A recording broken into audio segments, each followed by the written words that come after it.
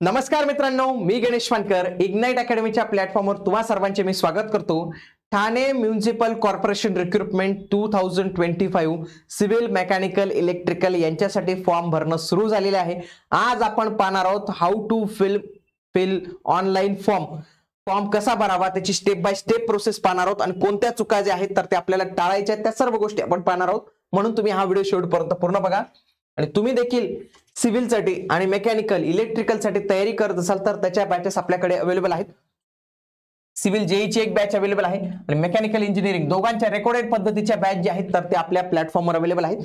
त्याच्यासाठी तुम्हाला फक्त इग्नाइट अकॅडमीचे ऍप्लिकेशन डाउनलोड करायचे आहे आणि जर तुम्ही या सर्व बॅचेस 16 ऑगस्टच्या पूर्वी जर घेत असाल तर तुम्हाला फ्लॅट 30% ऑफ जे आहे तर ते मिळून जाणार आहे। सर्व डिटेल्स स्क्रोल लाईनवर तुम्हाला बघायला मिळणार आहे। बघा, याची फॉर्म भरण्याची लिंक सुरू झालेली आहे आणि तुम्हाला जर ही लिंक पाहिजे असेल तर कमेंट मध्ये लिंक हे टाइप करा, मी तुम्हाला लिंक जे आहे तर ते देऊन देतो। बघा, या लिंकवर गेल्यावर सगळ्यात आधी तुम्हाला नवीन रजिस्ट्रेशन करावं लागणार आहे आणि ही लक्षात ठेवा फॉर्म 12 ऑगस्ट पासून सुरू झालेले आहेत आणि 2 सप्टेंबर ही त्याची लास्ट डेट असणार आहे, म्हणून व्यवस्थित पद्धतीने भरून ठेवा। पुढे इथं सगळ्यात आधी तुमचा युजर आयडी आणि पासवर्ड जो आहे तर तो जनरेट करावा लागतो, त्याच्यासाठी बेसिक इन्फॉर्मेशन भरावी लागेल। सगळ्यात आधी तुमचं पहिलं नाव, तुमचं मधलं नाव आणि तुमचं आडनाव या 3 गोष्टी टाकाव्या लागणार आहेत। या 3 गोष्टी कशाच्या याच्यावर टाकायच्या? तुमच्या 10वीच्या याच्यावर, 10वीच्या प्रमाणपत्रावर जे काही गोष्टी असेल। म्हणून ज्या कोणी महिला असतील तर त्यांनी विशेष करून लक्ष ठेवा की तुमचं 10वीच्या याच्यावर जे काही नाव असेल तेच नाव लिहा। लग्नानंतर तुम्ही जर नाव वगैरे बदललं असेल ते वापरू नका, पण 10वीच्या याच्यावर जे असेल ते लिहा। काही पुरुष असेल, काही असतात की त्यांच्या स्पेलिंग मध्ये काही बदल असतो तर त्यांनी 10वीच्या जे आहे ना ऍज इट इज तेच लिहा। तुमच्या वडिलांचं नाव, तुमच्या आईचं नाव लिहायचंय। त्याच्यानंतर तिथं प्रश्न विचारतो की तुमच्या नावात बदल झालाय का? ज्यांच्या नावात बदल नाही तर त्यांनी नोट्स म्हणा इथं, आणि ज्यांच्या नावात बदल झालाय त्यांनी मात्र इथं यस करा आणि जे काही तुमचं नवीन नाव असेल तर ते मात्र तुम्हाला इथं टाकायचं आहे, हे लक्षात ठेवा।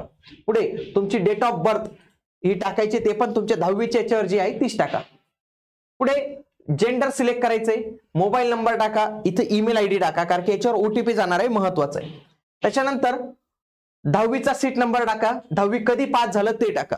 त्याच्यानंतर 3 परीक्षा केंद्र तुम्हाला चूज करायचे आहेत, 1, 2 आणि 3। आणि इथं जरी ठाण्याची मनपा असेल तरी पूर्ण महाराष्ट्रभर तुम्ही ही एक्झाम जी आहे तर ते देऊ शकता। पुढे इथं टिक करायची आणि जनरेट ओटीपी म्हणायचं, मोबाईलला ईमेलला ओटीपी जाईल, तो ओटीपी इथं फिल करायचं। पुन्हा इथं आय ऍग्री करायचं, इथं रिव्हेरीफाय करायची। आता सर्व इन्फॉर्मेशन काय करायची एकदा वाचून घ्यायची। बघा इथे ही संपूर्ण इन्फॉर्मेशन तुम्हाला इथं दिसते, जी तुम्ही फिल केलेली होती इथे दिसते। इथं मी फक्त हाईड केलेली, इथं फक्त तुम्ही काय करायचं हे टिक टिक करायचं आणि त्याच्यानंतर इथं रिव्हेरीफाय करायचं। रिव्हेरीफायर जसं क्लिक करतात तसं ते सांगतं की अलर्ट देतो तुम्हाला की तुम्ही ही जी माहिती भरली तर एकदा चेक करून घ्या, कारण की एकदा सबमिट झाल्यानंतर या माहितीमध्ये मी बदल करू देऊ शकत नाही। तर इथं ओके म्हणायचं। ओके म्हटल्यावर तुम्हाला डायरेक्टली तुमचं हे जे आहे रजिस्ट्रेशन नंबर इथे येऊन लागतो, सोबत तुमचा रजिस्ट्रेशन नंबर आणि त्यासोबतच पासवर्ड तुम्हाला मेसेजवर लगेच जो आहे तर तो कळून जातो। आता इथं जायचंय अप्लाय पोस्टवर। अप्लाय पोस्टवर क्लिक केल्यानंतर इथं बघा क्लिक हिअर टू अप्लाय, मी इथं क्लिक केलं। आता खरं अर्थाने फॉर्म भरायला सुरुवात होणार आहे। याची स्टेप बाय स्टेप प्रोसेस पहा। पहिल्या सगळ्यात आधी पर्सनल डिटेल्स भरायच्या, दुसऱ्या याच्यात समांतर आरक्षणाचे डिटेल्स आहेत त्या भरायचे, तिसऱ्या याच्यात तुमचा कम्युनिकेशन ऍड्रेस लिहायचा, चौथ्या याच्यात तुमची शैक्षणिक पात्रता आणि तुमचा अनुभव लिहायचा आहे आणि 5व्या याच्यात तुम्हाला काही कागदपत्र अपलोड करायचे आणि पेमेंट करायचे। पेमेंट किती आहे? 1000 रुपये आणि 900 रुपये आणि माजी सैनिकांना कुठल्याही पद्धतीचं परीक्षा शुल्क लागणार नाही। इथं सगळ्यात आधी अप्लाय पोस्टवर, मग तुम्ही याच्यात वेगवेगळ्या पोस्ट आहेत। सिव्हिलच्या 2 वेगवेगळ्या पोस्ट आहेत बरं का, म्हणजे तुम्हाला फॉर्म भरायचा असेल तर 2 वेगवेगळे फॉर्म भरावे लागतील आणि मेकॅनिकलचा एक आहे, इलेक्ट्रिकलचा आहे, बाकी टेक्निकलचे जे काय असतील तर ते तुम्ही इथं भरू शकता। इथून ते सिलेक्ट करायचे।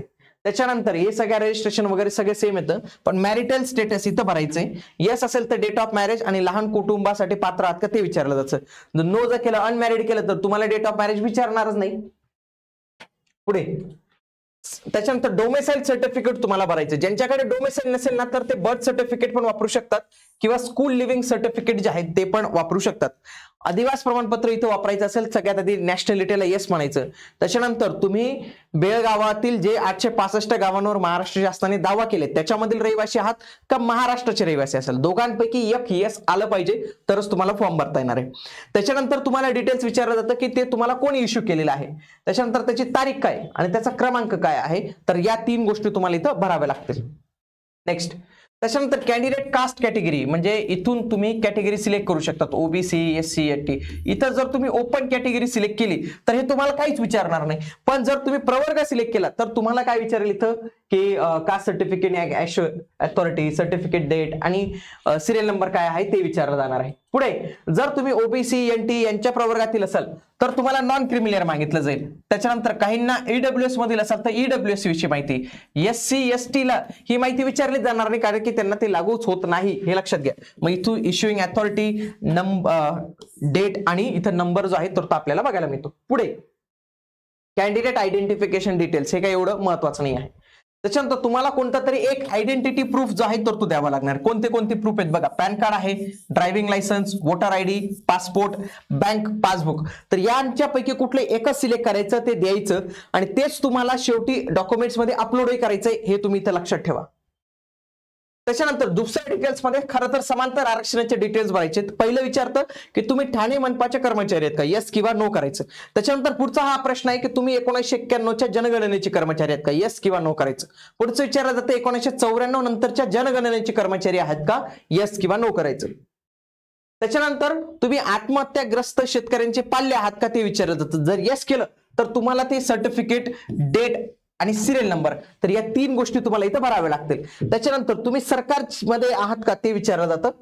त्याच्यानंतर प्रकल्पग्रस्त, भूकंपग्रस्त आणि पदवीधर अंशकालीन यांच्या समांतर आरक्षणाचा लाभ घ्यायचा असेल तर येस केलं तर त्याच्यानंतर सर्टिफिकेट कोणी इश्यू केलं, कोणत्या डेटला इश्यू केलं आणि त्याचा नंबर काय, या 3 गोष्टी तुम्हाला विचारल्या जाणार आहेत. जर तुम्ही येस केलं तर, नो केलं तर काहीच विचारणार नाही.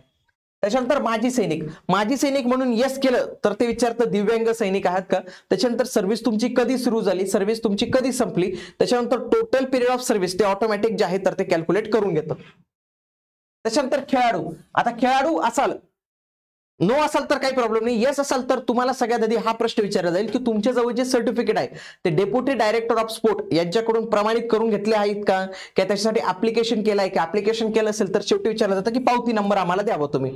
त्याच्यानंतर तुमची अचिव्हमेंट लेवल काय आहे सगळ्यात आधी. त्याच्यानंतर category of level of sport काय होतं, त्याच्यानंतर टुर्नामेंटचं नाव काय होतं, मेडल कोणतं भेटलेलं आहे, त्याच्यानंतर सर्टिफिकेट कोणी दिलेलं आहे, इश्युइंग डेट आहे आणि सिरियल नंबर काय, या गोष्टी ज्या आहेत तर ते तुम्हाला इथं विचारल्या जातात. त्याच्यानंतर दिव्यांग उमेदवार असाल तर दिव्यांग उमेदवारांना 40% जास्त दिव्यांगत्व असेल तर तुम्ही इथं अर्ज करू शकतात. सगळ्यात आधी पर्सेंटेज ऑफ डिसेबिलिटी विचारलं जातं, त्याच्यानंतर टाईप ऑफ डिसेबिलिटी विचारलं जातं, त्याच्यानंतर युडिट नंबर विचारला जातो आणि युडिट सर्टिफिकेट डेट कधी भेटलेली आहे ती विचारलं जाणार आहे. त्याच्यानंतर तुम्ही स्वातंत्र्य सैनिकांनी नामांकित केलेले आहात का, येस असेल तर तुम्हाला सर्टिफिकेट, इश्युइंग अथॉरिटी, डेट आणि सिरियल नंबर या 3 गोष्टी भराव्या लागतील. पुढे अनाथ असाल तर तुम्हाला विचारलं जातं तुम्ही कोणत्या पद्धतीचे आहात, इन्स्टिट्यूशनल आहात, नॉन इन्स्टिट्यूशनल आहात. त्याच्यानंतर सिरियल नंबर काय आहे, कोणी इश्यू केलेला आहे आणि डेट काय आहे. त्याच्यानंतर मागील परीक्षेमध्ये कधी डिबार झाला आहात का, येस तर त्याचं कारण काय होतं ते इथं विचारलं जाणार आहे. त्याच्यानंतर या सगळ्या ज्या गोष्टी आहेत तर त्या संबंधित कोर्टाच्या संबंधित आहे. मग याच्यामध्ये तुमच्यावर कधी FIR झाली आहे का, तुमच्यावर काही केस चालू आहे का, त्या केसचा काही निकाल लागलेला आहे, तर या सगळ्या डिटेल्स तुम्हाला इथे विचारल्या जातात. या व्यवस्थित पद्धतीने वाचायच्या आणि सेव्ह आणि नेक्स्ट या बटनावर क्लिक करायचं. त्याच्यानंतर तिसऱ्या याच्यात तुम्हाला काय विचारलं जाईल, कम्युनिकेशन डिटेल्स विचारलं जाईल, ऍड्रेसच्या डिटेल्स तुम्हाला विचारल्या जातील. शक्यतो तुमच्या आधार कार्डवर जो ऍड्रेस आहे तोच तुम्ही इथं टाकायचा आणि सेव्ह अँड नेक्स्ट करायचं आहे. पुढचं तुम्हाला इथं काय करायचंय, तुमचं क्वालिफिकेशन आणि एक्सपिरियन्स टाकायचं आहे. मग याच्यामध्ये सगळ्यात आधी तुमचं 10वी आहे का, मराठीचं नॉलेज आहे का, येस किंवा नो करायचं. त्याच्यानंतर इथं काय करावं लागणार आहे लक्षात घ्या, तुमचं जे 10th ची माहिती आहे, 12th ची माहिती आहे, ज्यांचं ग्रॅज्युएशन झालेलं म्हणजे BTech झालेले ते टाकायचंय. त्याच्यानंतर काही सर्टिफिकेट मागितलेले आहेत, काही ठिकाणी अनुभव मागितलेले आहे, काहींचा डिप्लोमा झालेला असेल, तर या सगळ्या डिटेल ज्या आहेत ना तर ते तुम्हाला इथं टाकाव्या लागणार आहे. सगळ्यात आधी तुम्ही 10वी ची माहिती भराल. 10वी मध्ये बोर्ड कोणतं होतं, स्कूलचं नाव काय होतं, पर्सेंटेज सिलेक्ट करायचं, प्राप्त गुण किती गुण पैकी होते आणि कोणत्या वर्षी पास झाले हे भरायचे. Same for 12th and same for graduation, हे सगळ्या डिटेल्स तुम्हाला इथं भरावे लागणार आहे. पुढे पोस्ट स्पेसिफिक क्वेश्चन येतील. आता फॉर एक्झाम्पल मी इथे लिपिक केलं असेल तर मला टायपिंग आलेले, पण तुम्ही सिव्हिल मेकॅनिकल असेल येणार नाही, पण त्याच्यासाठी अनुभव जो मागितलेला आहे तर त्याच्याविषयी तुम्हाला ते सर्टिफिकेट जे आहे तर ते मागू शकतं, तर ते तुम्हाला इथं तयार ठेवावं लागणार आहे. नेक्स्ट आता शेवटची स्टेप आहे डॉक्युमेंट अपलोड करायचे. याच्यामध्ये सगळ्यात पहिला जो डॉक्युमेंट आहे तो तुमचा फोटो आहे, 2 नंबरला साईन, 10वी, 12वी, ग्रॅज्युएशन, डोमासाईल, MSCIT इथं तुमचं अनुभव प्रमाणपत्र मागू शकतात. हे काही प्रत्येकाला विचारतात असं नाही आहे. फोटोमध्ये 2 फोटो मागतात. एक असतो कॅप्चर फोटोग्राफ, त्याला म्हणतो आपण लाईव्ह फोटोग्राफ, आणि एक असतो अपलोडेड फोटोग्राफ. जो तुम्ही फोटो स्टुडिओमध्ये जाऊन पार ते गोराबिरा करून तो फोटो आणतात तर तो असतो अपलोडेड फोटोग्राफ. आणि जो तुम्ही लाईव्ह कॅमेरा करून ऑन करून फोटो काढतात त्याला आपण लाईव्ह फोटोग्राफ म्हणतो. तर हा लाईव्ह फोटोग्राफ असतो आणि तो क्लोज म्हणायचा आहे. सही जी आहे तर ती 50 ते 80 केबीच्या दरम्यान पाहिजे आणि सर्व कागदपत्र ही 100 ते 2 MB 100 KB ते 2 MB मध्ये जे आहेत तर ते पाहिजे आहेत.